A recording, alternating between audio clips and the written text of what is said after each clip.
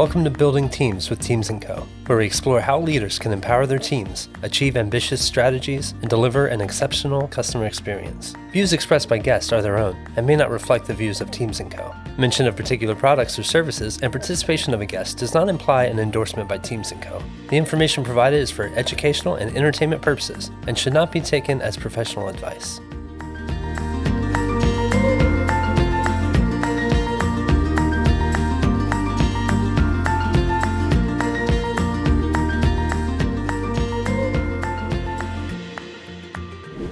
Hi everybody, welcome to Building Teams with Teams & Co. Today we're here with Geraud Staton, the Executive Director of Helius. Helius is based in Durham, North Carolina, and their mission is to help small businesses and necessity-driven entrepreneurs with coaching and training to not only build their business so they can earn a living wage, but also pay a living wage. Geraud, thanks for being a part of our show today. Oh, Tracy, I'm very excited about this. I've been looking forward to this for weeks.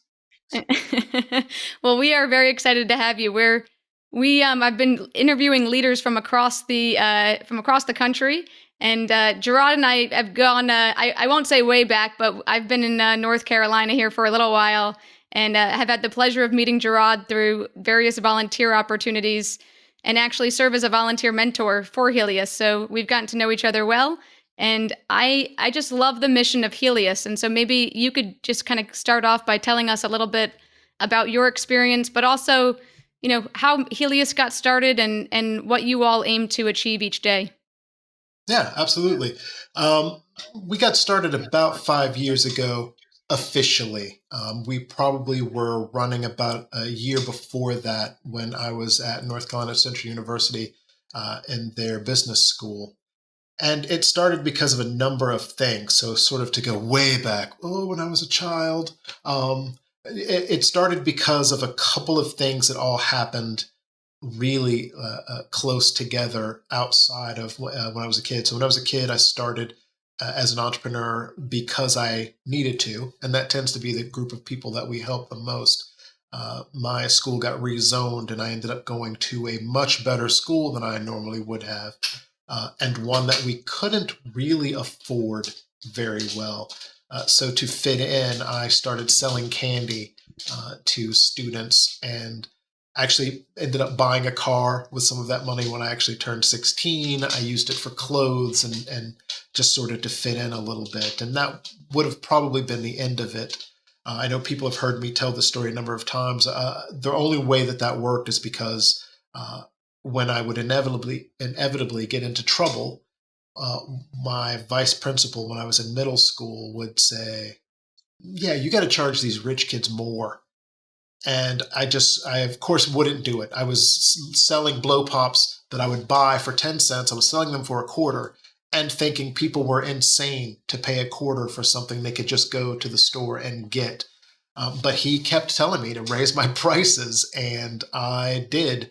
And by the time I got into high school, I was selling 10-cent blow pops for $1.50, unless there was an exam, and then I'd sell them for $2.50, and people were buying them. That probably would have been the end until I got into business school, and two things happened really quickly. One, I had started a business, a pet sitting business, that was doing all right, but it wasn't doing great, and I couldn't find anyone to give me any help. On the other hand, I knew people who were starting businesses and they were able to talk to their mothers and uncles and family members who'd started businesses, and they got all this free advice, and I did not have that. And I ended up going to business school to help me with that. And so going through that myself was a big part of it. But then I started working with an organization who was a great organization with Blackstone Entrepreneurs Network, and they were great. And I was an intern for them. And we got to do sort of a Shark Tank style interview with small businesses, and we would refer them to these entrepreneurs in residence who were these amazing entrepreneurs that, opened and closed many huge businesses. But the people that we turned away were folks who were not going to hire 100 people, or they weren't going to grow incredibly fast. And so we turned away what I thought were these amazing businesses that were going to support families and hire 5 to 10 people. And I knew for a fact that some of those businesses just shut down. They didn't get through our program, and so there was no one else to turn to. And now that business doesn't exist, and that was heartbreaking for me. So Helius was an answer to that, helping people that were not high tech, high growth, but more importantly, helping people who didn't have a lot of money to hire an expensive $500 an hour business consultant to help them out.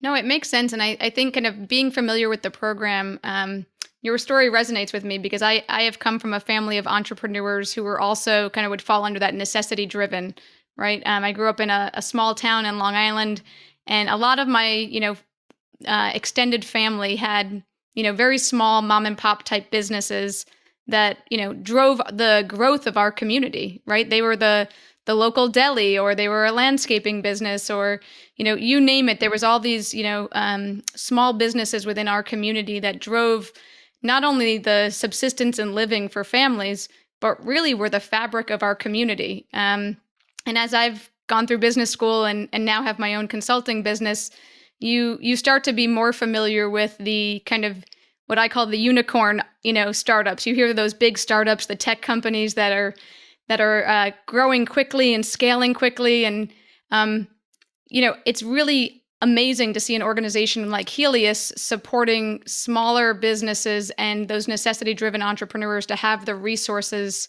that they need to be successful. And I've been really impressed with the way you structure the program. And so I have obviously a little bit of background in that in terms of the 10-week program they start with, and then the ongoing coaching and mentoring. But maybe you could share with our listeners a little bit more about how the structure of the program supports these entrepreneurs.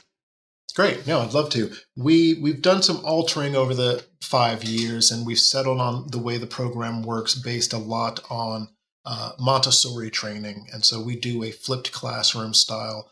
And it is originally it starts with the phase 1, which is this 10-week cohort model. We give them the homework assignment first. The last thing that we want, and I'm sure the last thing students want, is 2 hours of just me giving them a lecture, on a principle of business this week.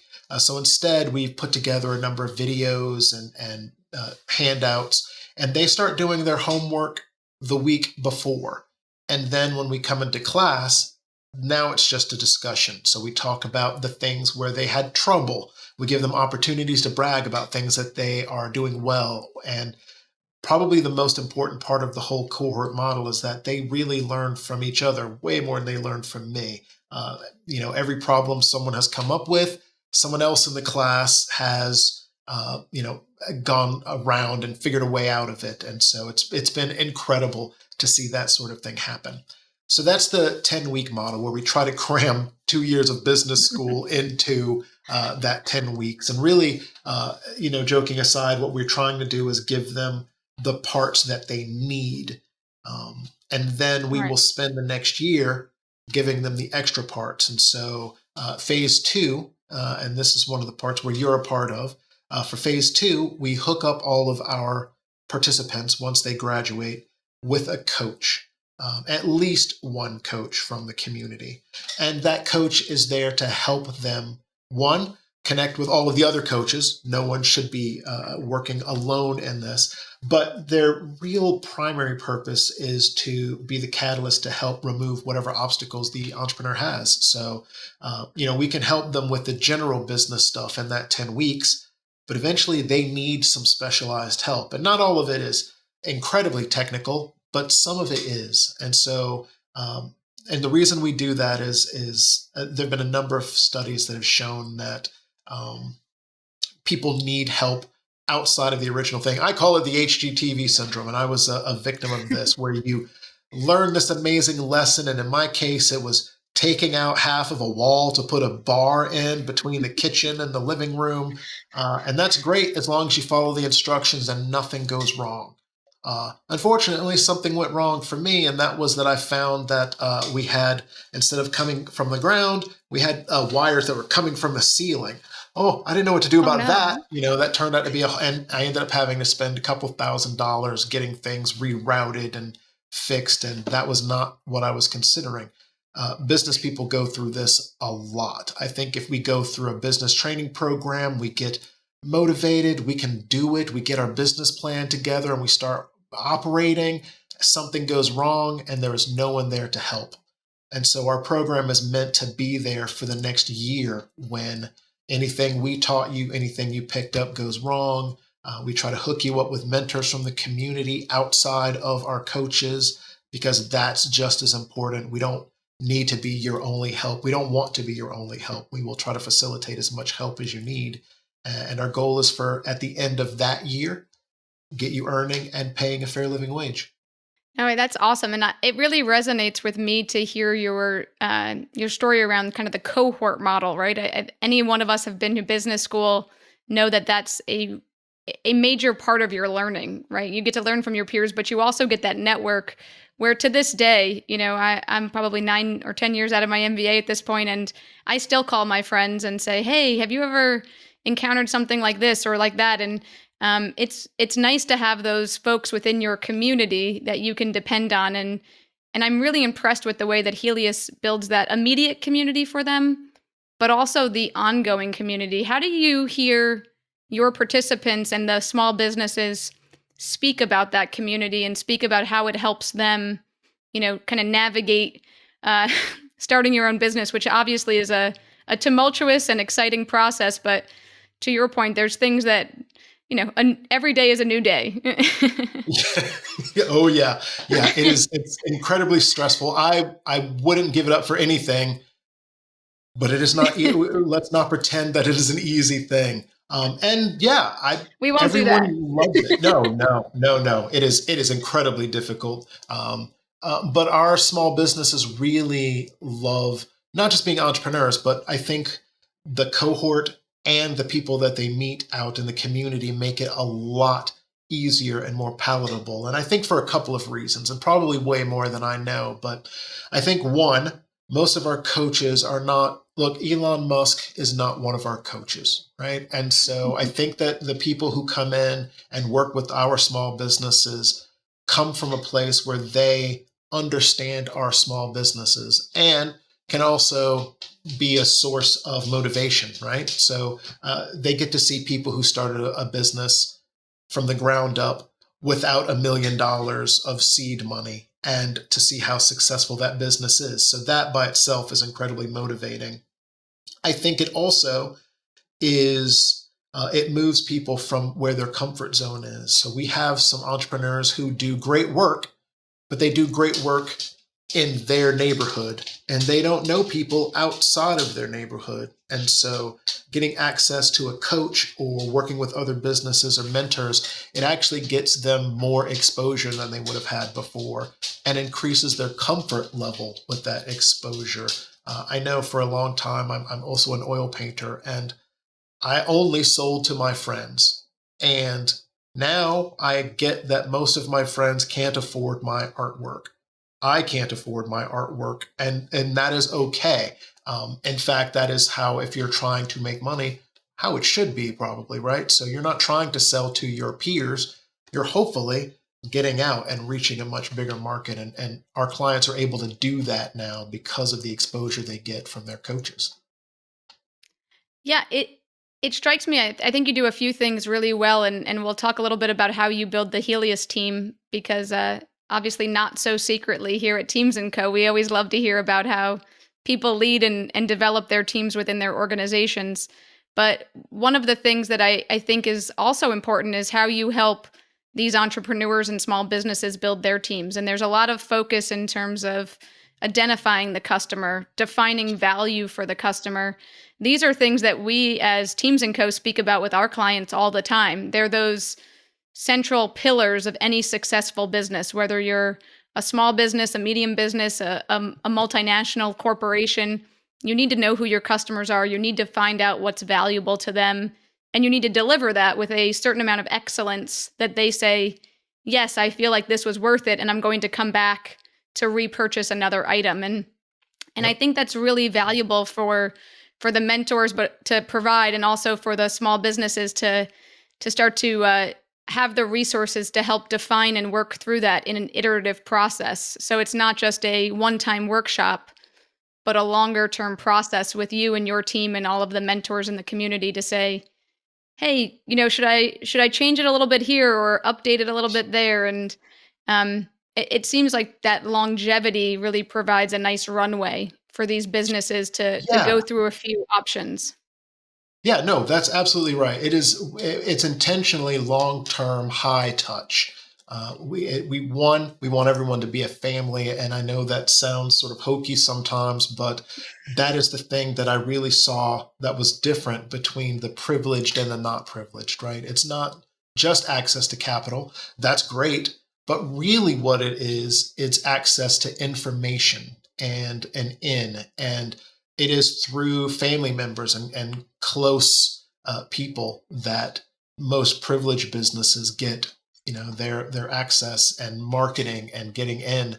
And so if we can be that family, then what I see that can happen is that years from now, Helius's family is massive. And, if you come into the program today, you have someone that has gone through the program 3 or 4 years ago who remembers where you are coming from and can give you a little bit more insight. It's super important for us for that.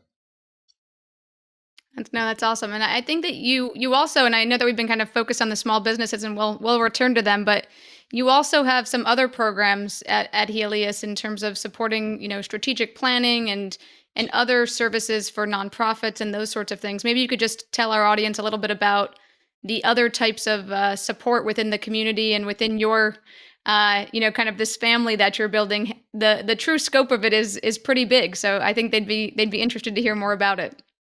Yeah, and continually growing. We our big programs are, of course, working with the for-profit businesses. We are also working with nonprofits. So we have a program called the Unity Fellows, and my really good friend Julie Wells is the primary instructor for that, the person who created the program.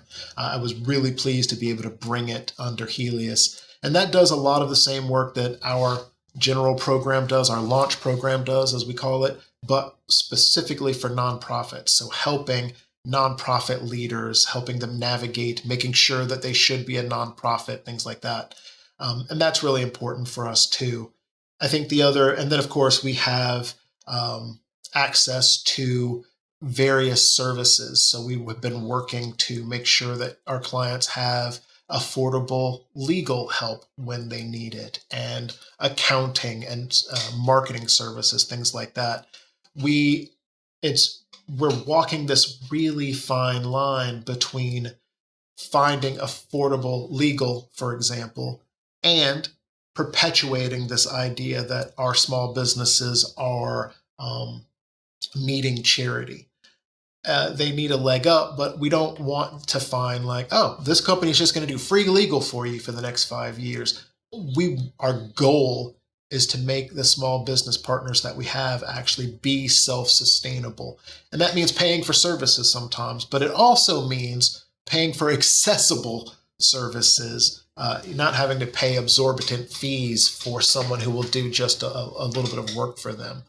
And then lastly, I think our big thing is helping businesses find capital. And we are doing that through a number of ways, one of which is just really getting started. And we're trying to work to put together a community lending network. And we'll talk a little bit more about that, hopefully in the weeks to come. But we really have also partnered with Kiva. People who don't know what Kiva is, it's crowdsourced loans with no interest. Originally, they were international. They didn't really operate in the US, but we've had quite a few clients who have been able to get a Kiva loan for, I think, as high as $10,000. And the thing that's incredibly exciting about it, this is supposedly a group that is high risk. They don't have collateral. They're not going to be able to get a $10,000 business loan from a bank.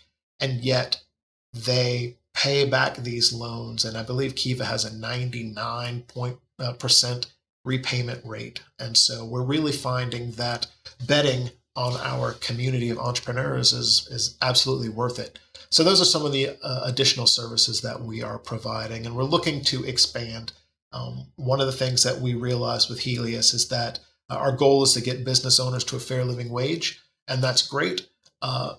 Admittedly, we were wrong when we thought that when we get you to fair living wage, you are good. You can now get bank loans like you need. You can get assistance. You can start hiring people. Like, we've given you a great deal of momentum and you're ready to go. That is not true. And so we're starting to expand to help people move further and faster through that target. That's great. I love a good teaser, so we'll be anxiously waiting to hear more about the developments of that program, and two, love that you're talking about, what how I'm familiar with Kiva is a lot of volunteer work. I know you're also a fellow Rotarian. Mm-hmm.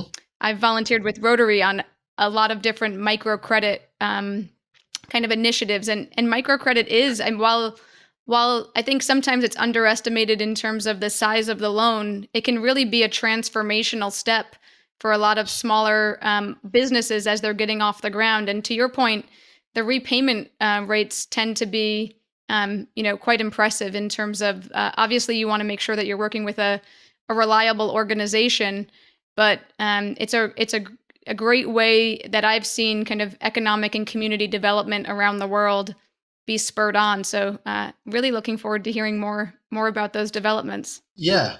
What I will tell you a little bit about it is it's exactly that as one of the issues, right? It's, again, Kiva's been a great partner and we're not trying to abandon them by any means, but it is one, having local partners would be a lot better for a lot of our entrepreneurs. And two, not every, as you're saying, not every entrepreneur needs $25,000. Sometimes they literally need $500. And no bank's giving anyone $500. And right. Most entrepreneurs would say, oh, that's what friends and family money is about. And I am here to tell you that if all of my family came to visit me and all of them were in a terrible plane accident, I'm not hoping any of my family is a plane crash, I get left with maybe $1,000, right? So there's so many entrepreneurs who do not have the friends and family avenue. And so if you need $500 and you can't get $500, then your business is done. And that's also heartbreaking. We had a story about a guy. The reason that this started is because he was a fence builder and he got a life-changing contract in RTP to hire a crew and put a fence around an organization out there. And he needed, and this is where the $500 came from, he needed a little over $500 to buy the supplies up front, and he just couldn't get it. And he ended up having to let this contract go and was shortly out of business after that. And it was just it's absolutely heartbreaking. So we want to eliminate things like that. It's such a small barrier to most people, but to some entrepreneurs, that's insurmountable. Well, I think it's also why Helius is so valuable to obviously our local community, but the model would be so beneficial to a lot of communities in terms of, to your point, I think it's overlooked often, right? And it's filling a very valuable need in terms of making sure everybody has access to the resources that they would need to start a business. And it doesn't always have to be these big venture capital kind of investments. Not that that's obviously those are valuable for what they do as well in terms of, larger scale, high growth businesses, but creating a model where, small businesses, necessity driven entrepreneurs also have access to resources is super important in terms of, just kind of building again that foundation for our communities in terms of the small businesses tend to be the fabric of what we consider our community. They're the people that we see every day. We're interacting. They're our friends. They're our family.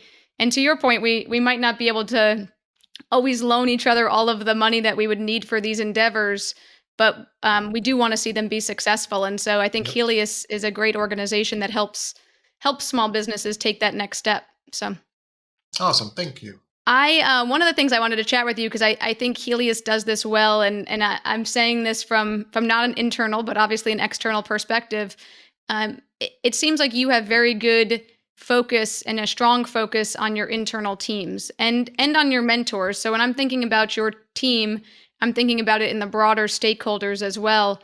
And, my interactions with, other folks who have been involved with Helius is everybody speaks so highly of it. And the common theme is there's so many resources, whether you're a mentor and that means training, or you're a staff and that means training and events. And obviously this year they've been kind of virtual.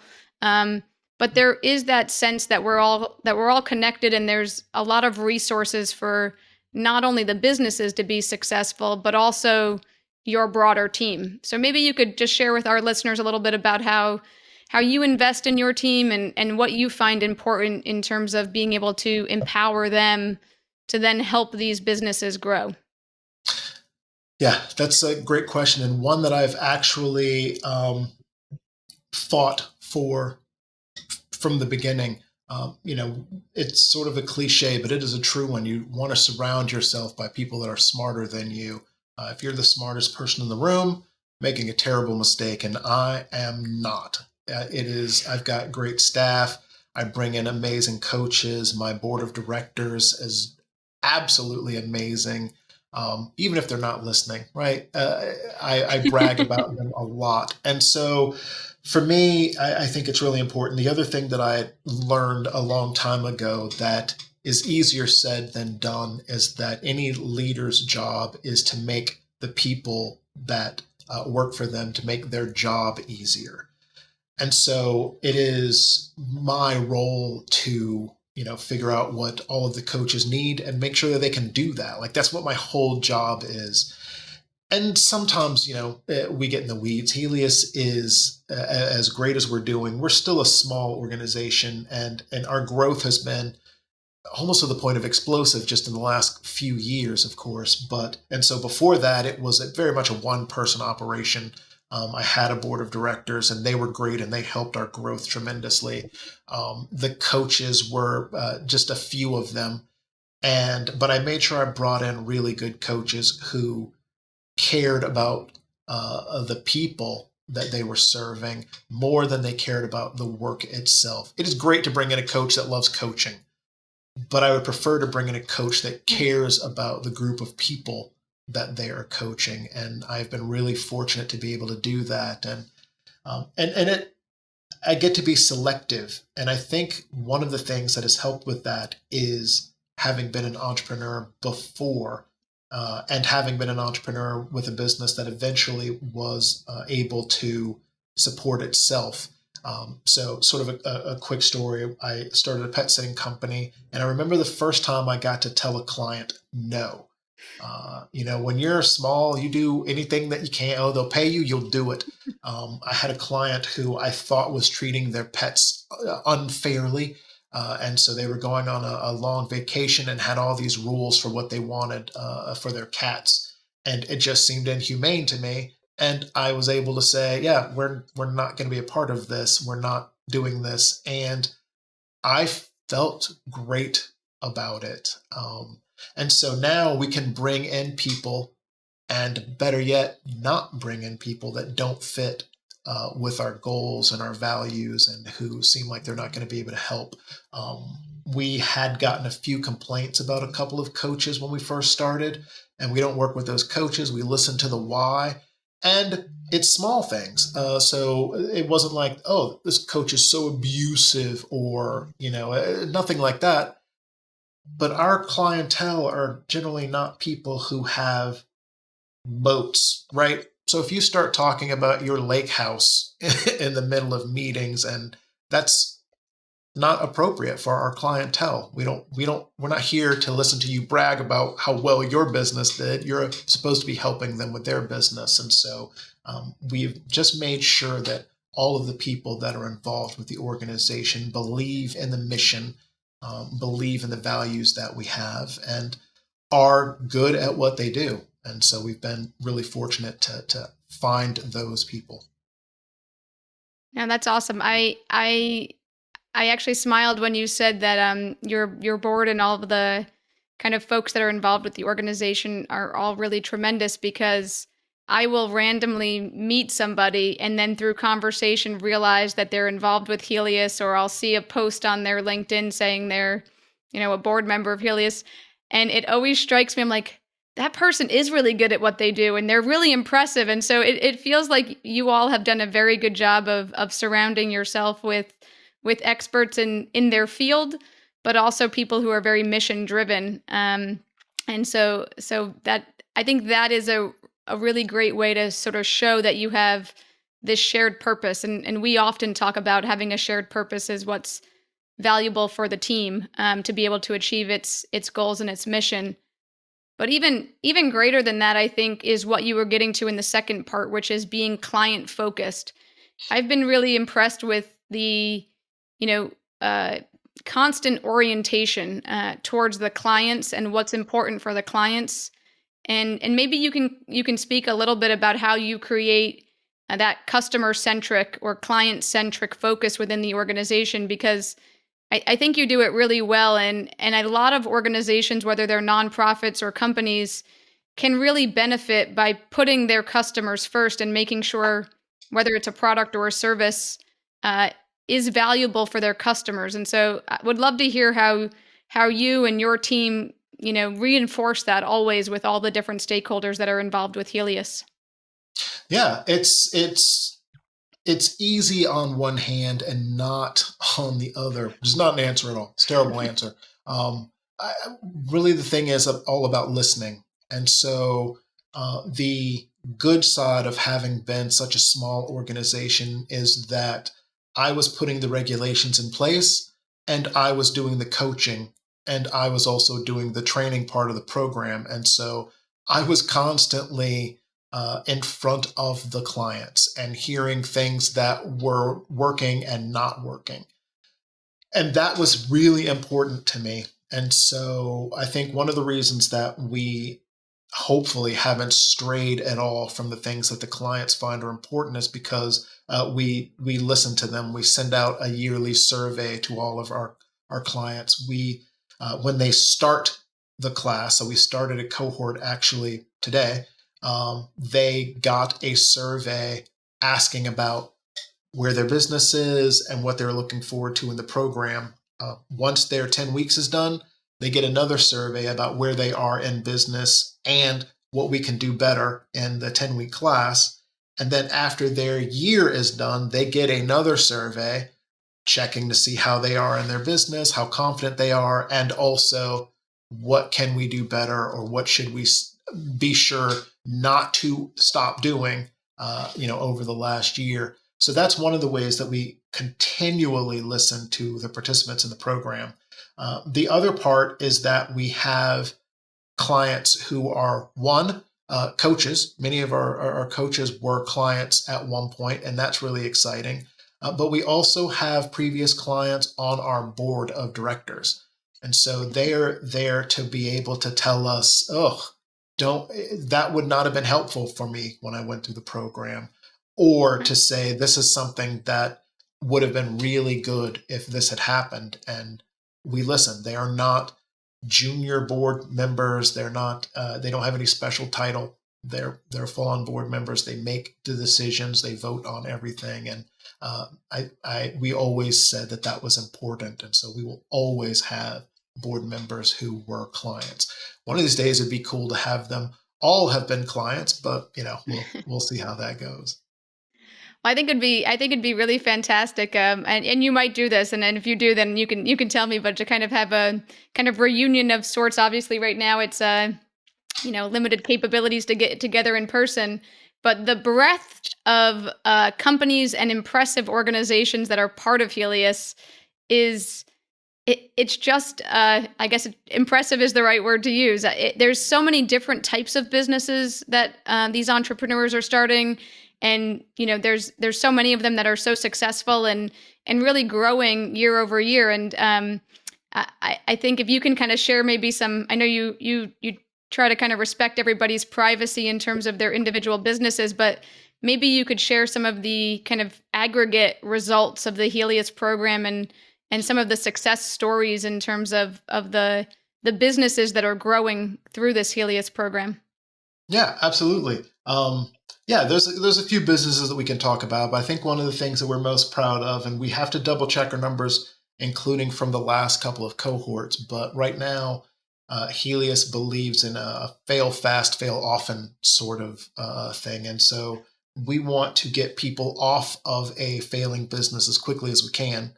And so for us, our success rate of 91%, which we're incredibly proud of.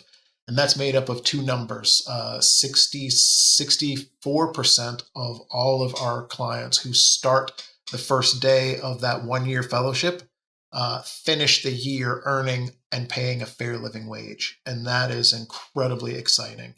27% of them are folks that find that there's a big hole in their business. They're not at a place to start doing it, what have you, and they intentionally shut down their business or pivot their business to something else. And many of those still go on to earn a fair living wage, just not within the first year. And so we are incredibly excited with that rate, and it's well above, right? Let's be honest. If we got our success rate to 70%, I still go to sleep really well. But I'll take 91%. That's I think it's really impressive, and I think you're right, which is the fail fast model. So many of us have who have started our own businesses have written the proverbial business plan, and I'm not sure any one of us could count the number of times we've pivoted, so to speak. So yeah. I think it's a reality. And I think it's more important for people who are not at a place where that risk is something they can afford, right? When we first started the organization, there was almost this desire to not, I was worried about leading an entrepreneur. So I might be able to tell, oh, this business doesn't seem like a great idea. It was then, and it still is my goal to not tell anyone that their business is not going to work. But what I do want to make sure we do is give them as much information and as many pivot points as possible. So, for example, in our third session, we have talked about what problem they're solving, who their clients are, and made them kind of go out and find a list of their competitors. That's their first pivot point, right? We will say to them, look, if the problem you're solving doesn't seem like it's important for a lot of people, and you have a bunch of competitors out there and you're not sure who your clients are, or there's not many of them, consider maybe changing your business model or changing your business altogether. And we get a lot of people that sort of go, oh, yeah, this seems like maybe it's a terrible idea. Or I just started doing this because a friend of mine did it and I thought there'd be a lot of money in it. And they start to shift a little bit. So, I think it's incredibly important that they not keep working at a business that isn't going to last. We've also had someone who came to us way too late. It's heartbreaking. I won't share any of his details. Just know that he had a business that was on its own a fairly terrible idea. But worse, he had invested so much money that he did not have, and about 2 years of his life in that any one of us, any of the coaches, probably most of the clients in Helius, if we had gotten to him within a couple of months, been able to say, oh, no, there's mistakes here. But instead he had used part of his mortgage and had paid, so much money. It was in terrible debt over this thing that just dragged on for a very long time. So we would prefer to see people put themselves out there really hard, see if something is going to work, do some tests. And if those tests don't work, then part of our success rate is shutting that thing down or pivoting it to something else so that the entrepreneur can move to something else. Because there's little, for me at least, more heartbreaking than watching someone lose that entrepreneurial spark because they just were in one terrible business for too long and now they'll never do it again. And that's heartbreaking. Right. No, and it's such an important, lesson of entrepreneurship is to make those learnings early, right? That research really helps you understand, could this be successful, right? There's no guarantees in anything, but I imagine that the clients are learning a lot up front, similar to the way that you would be doing that, to your previous point, in business school, right? With kind of a capstone project where you map out customer needs and customer values. And but to your point, with so much on the line, it's a valuable experience to be able to do that early and kind of pivot if needed. So it's a great model and a great way to kind of measure success in terms of what's the true mission of the organization. So I realize that we are taking lots of your time up today, Geraud, but would love to hear a little bit before we wrap up around, I know you mentioned that there's a new class starting, so maybe you could tell our listeners a little bit about the new class, and if they're interested in being a part of a cohort, how would they do that? And if they're interested in mentoring or coaching or being a part of the Helius family in one way or another, maybe you could just give us an overview of how folks potentially could get involved. Absolutely. First, easiest thing, go to the website. We're at www.heliusnc, that's HELIUSNC.org. We are really excited. We were doing 2 cohorts a year. We're doing 4 cohorts a year now, including one that is specialized in for nonprofits. So that Unity Fellows cohort is going to be starting here soon as well. So if you're interested, we only have 3 real requirements for being a student and participant of the program.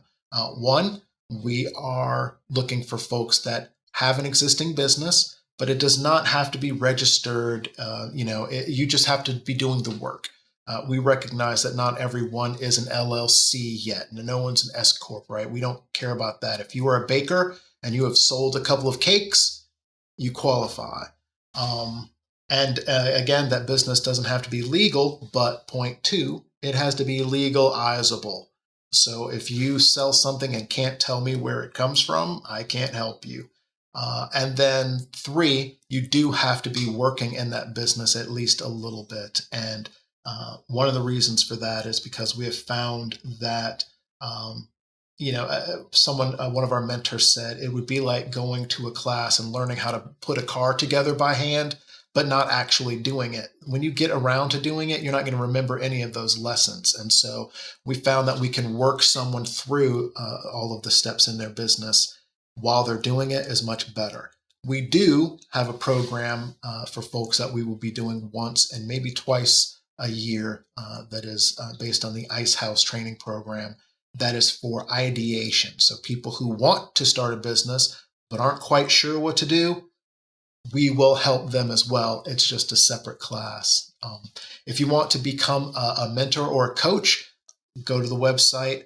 You do not need to be someone who, in fact, you don't even have to be an entrepreneur. A lot of our best coaches are not entrepreneurs. They have great connections. They care about the clients that we're working with. It's not the point that you can answer all of the questions that our clients have. In fact, I don't think I want that as one of our coaches at all, right? It is about the family. And so our coaches just have to be able to listen, to get to understand what it is our clients need, and then hook them up with the resources that they need. So anyone who is interested in that, please reach out. And then, of course, you can reach out directly to me. I'm at Geraud@heliusnc.com or .org rather. That's GERAUD at heliusnc.org.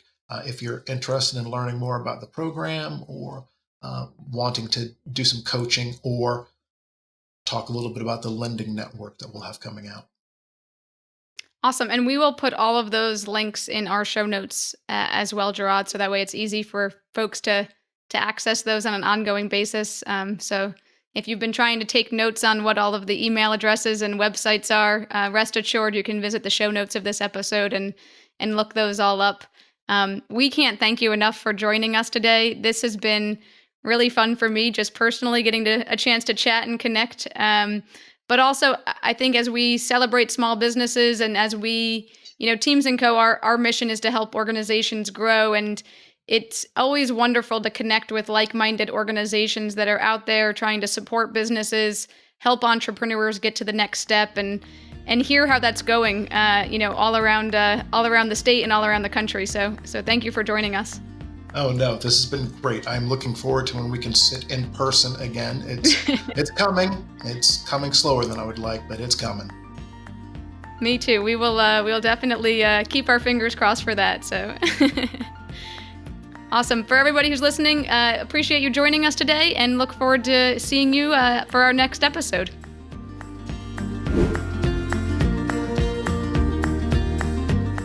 You've been listening to Building Teams with Teams & Co. To learn more about the latest thinking on how to empower your team to deliver exceptional results or to book a consultation, please visit us at teamsandco.com or follow us at LinkedIn, Twitter, and Facebook.